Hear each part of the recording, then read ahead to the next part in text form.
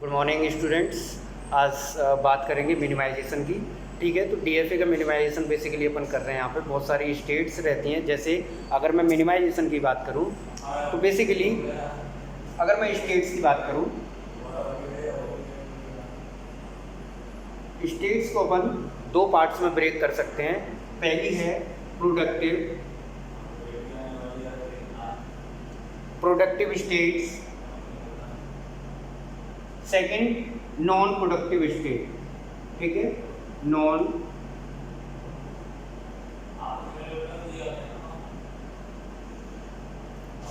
States basically दो तरह की देखी जाती हैं। पहली है प्रोडक्टिव स्टेट्स, दूसरी है non productive states. Productive states वो स्टेट होती है जहाँ पे अगर किसी भी तरह का यूजफुल अपन देख रहे हैं, जैसे कि कोई भी अगर किसी भी तरह का ट्रांजिशन है तो उस तरह की स्टेट्स को मैं बोलूँगा प्रोडक्टिव स्टेट। दूसरी स्टेट्स होती हैं जहाँ पे जिनका कोई भी यूज नहीं होता है या कोई भी ट्रांजिशन अपन नहीं दिखा रहे हैं डायग्राम में, तो मैं उस तरह की स्टेट्स को बोलूँगा non productive state. Basically non productive states अपन के पास तीन तरह की होती है। सबसे पहला है डेड स्टेट, दूसरी है अनरीचेबल स्टेट,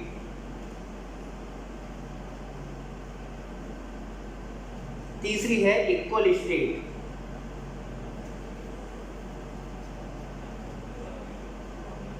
ठीक है, तो नॉन प्रोडक्टिव स्टेट्स में अपन के पास तीन कैटेगरी हैं। पहला है डेड स्टेट, जहाँ पे अगर मुझे ट्रांजिशन नहीं चाहिए, सपोज मैं बोलता हूँ कि एक सिंगल ए एक्सेप्ट होना चाहिए मशीन में और over alphabet A comma B, तो जहाँ पे अगर मुझे बी का ट्रांजिशन नहीं दिखाना है तो मैं कहाँ पे उसका जो बी का ट्रांजिशन है मैं डेड स्टेट में ले जाऊँगा। यानी कि डेड स्टेट को अपन दूसरे नाम से भी जान सकते हैं, that is called trap state.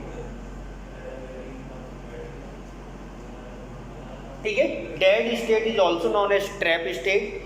दूसरा है अनरीचेबल स्टेट। अनरीचेबल स्टेट इस तरीके की दिखेंगी आपको, जैसे अगर suppose Q 1 state, second 2 and 3, there are 3 states in a diagram.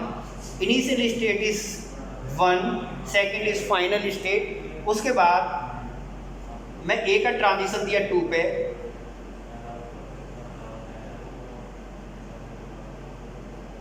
ठीक है।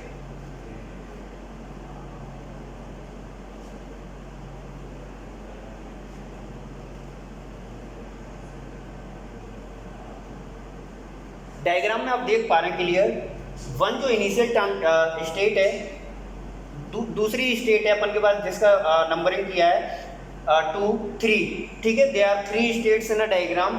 पहली स्टेट देखेंगे आप यहाँ पे, पहली से दूसरी स्टेट पे जा सकते हैं, दूसरी से पहली स्टेट पे जा सकते हैं, लेकिन तीसरी जो स्टेट है यहाँ से आप 1 से रीचेबल नहीं है, मतलब यहाँ से आप तीसरी स्टेट जो 3rd नंबर स्टेट है यहाँ पे अपन नहीं जा सकते हैं। तो इस तरह की स्टेट्स को अपन बोलते हैं unreachable state. Unreachable state basically देखते हैं अपन इनिशियल स्टेट से। ठीक है, उसके बाद है इक्वल स्टेट। अगर सेम टाइप की ट्रांजिशन अगर मैं दिखा रहा हूँ 2 स्टेट पे, तो मैं उस तरह की स्टेट्स को बोलूँगा इक्वल स्टेट। ठीक है, मिनिमाइजेशन देखते हैं। डीएफए का टेबल ऑलरेडी बनी हुई है अपन के पास।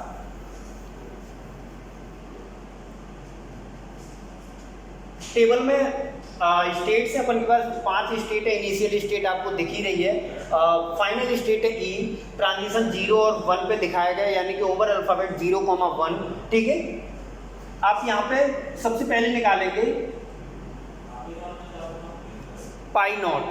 ठीक है, पाई नॉट बेसिकली इस पाई नॉट को बोलते हैं अपन जीरो इक्विवेलेंस। जीरो इक्विवेलेंस में मैं क्या करूँगा, मैं करूँगा मेरे पास दो तरह की स्टेट्स हैं यहाँ पे, फाइनल नॉन फाइनल स्टेट और फाइनल स्टेट। ठीक है, तो नॉन फाइनल स्टेट, एक सेकेंड,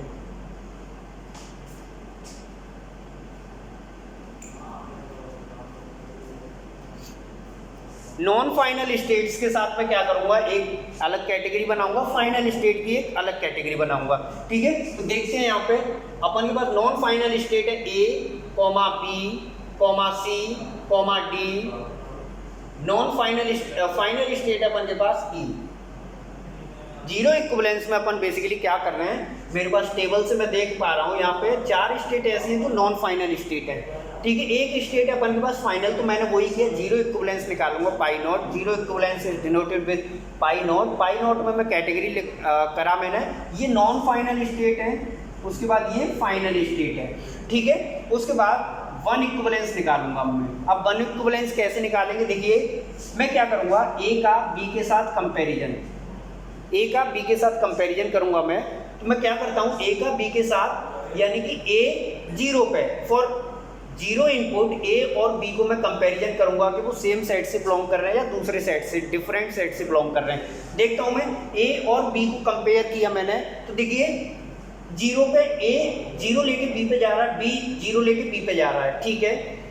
ए फिर 1 के लिए देखूंगा तो ए 1 लेके सी पे जा रहा है, बी 1 लेके डी पे जा रहा है, यानी ये सारे के सारे ट्रांजिशन है जो वो एक ही सेट से बिलोंग कर रहे हैं। तो मैं बोल सकता हूं ए कॉमा बी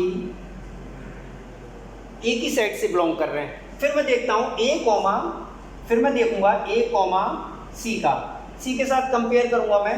देखिए ए और सी, ए और सी में मैं देखूंगा 0, बी पे जा रहा है, ठीक है, सी और सी पे जा रहा है, इसका मतलब है कि ए कॉमा बी कॉमा सी ये ब्रेक नहीं हो सकते हैं। फिर मैं देखूंगा डी के साथ, ए का डी के साथ कंपेयर करूंगा मैं।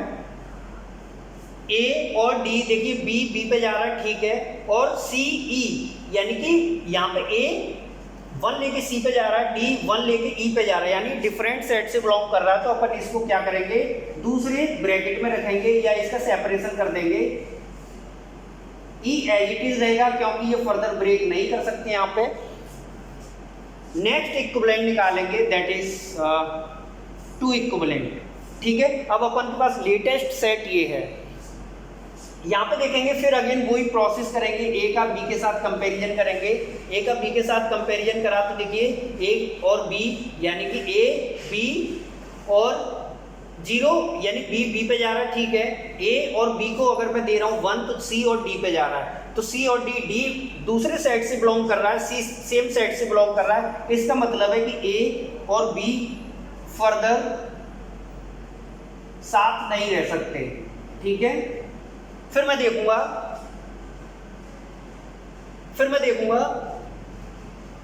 ए का सी के साथ, ए का सी के साथ देखेंगे तो देखिए 0 पे बी पे जा रहा है, ठीक है, एक ही स्टेट से बिलोंग कर रहे हैं, एक ही सेट से बिलोंग कर रहे हैं। ए और सी का मैं देखूंगा 1 इनपुट पे सी और सी, इसका मतलब है ए कॉमा सी साथ ही रहेंगे, अभी इनका सेपरेशन अभी नहीं कर सकते हैं। बी ब्रेक हो गया, डी फर्दर, और ई का भी डिकम्पोजिशन नहीं हो सकता है। अब देखेंगे अगेन 3 इक्विवेलेंट निकालेंगे, तो देखेंगे कि ए और सी का कंपैरिजन करना है कि अभी भी एक ही सेट से बिलोंग कर रहे हैं कि नहीं कर रहे हैं। ए और सी का देखेंगे बी सी, ठीक है, अभी भी ये एक ही सेट से बिलोंग करेंगे, A comma C. B further decompose नहीं हो सकता है, डी फर्दर डिकम्पोज नहीं हो सकता है, ई भी नहीं हो सकता है, ठीक है। तो देखेंगे अपन यहाँ पे देख रहे हैं कि पाई 2 और पाई 2 इज इक्विवेलेंट टू पाई 3। इसका मतलब है कि अपन प्रोसेस को यहीं पे एंड कर देंगे। जहाँ पे मेरे पास 2 इक्विवेलेंस एक जैसे दिखाई देंगे, मैं फर्दर आगे नहीं करूँगा, ठीक है। तो ये अपन के पास जो डिकम्पोजिशन है, एक्चुअल डिकम्पोजिशन है, वो इस तरीके से दिखेगा आपको। जो 5 स्टेट थी, नंबर ऑफ स्टेट देखेंगे यहाँ पे आप 1 2 3 4, यानी कि जो ए और सी था, जो 2 स्टेट थी ए और सी, वो क्या हो गया, मर्ज हो गई, ठीक है। डायग्राम देखेंगे इसका, तो डायग्राम में इस तरीके से दिखेगा आप लोगों को। ए और सी एक साथ कर देंगे, इनिशियल स्टेट है, उसके बाद बी सी, उसके बाद डी, ठीक है। ई फाइनल स्टेट थी, ए डी और यहाँ पे आ जाएगा ई, ये फाइनल स्टेट है। ए का देखेंगे, ए का 0 पे यानी कि बी पे जा रहा है। ए का देखेंगे ट्रांजिशन 1 पे सी पे जा रहा है, यानी सेल्फ लूप। बी का देखेंगे 0 पे सेल्फ लूप, बी का देखेंगे 1 पे डी पे जा रहा है। सी का देखेंगे 0 पे एज इट इज रहेगा ट्रांजिशन, ए और सी के ट्रांजिशन एक साथ एज इट इज दिखेंगे आपको। डी का देखूंगा मैं, डी का 0 पे यानी कि बी पे जाएगा। डी का मैं देखूंगा 1 पे तो ई पे जा रहा है। ई का देखूंगा मैं 0 पे बी पे जा रहा है। ई का देखूंगा मैं 1 पे सी पे जा रहा है, ठीक है। तो ये बेसिकली ट्रांजिशन डायग्राम है, स्टेट डायग्राम है, जो अपन ने इसको रिड्यूस करके या मिनिमाइज करके अपन ने ये निकाला, ठीक है। तो इस तरीके से आपने देखा कि जो नंबर ऑफ स्टेट्स थी मेरे पास, एक्चुअल जो डीएफए था उसमें 5 स्टेट्स थी, उन 5 स्टेट्स को मैंने क्या करा, मिनिमाइज किया, या जितनी भी आप कर सकते हो। ऐसा नहीं है कि बहुत सारी स्टेट्स, मेरे पास 5 स्टेट है और मैं 3 में कर दूँ, 2 में कर दूँ। यहाँ पे देखेंगे 4 स्टेट में डीएफए अपन का बनके तैयार हो गया है, तो एक्चुअल में रिडक्शन तो हो ही रहा है, ठीक है। तो ये प्रोसेस था मैंने जो आप लोगों को बताया, आई होप समझ में आया होगा। Thank you.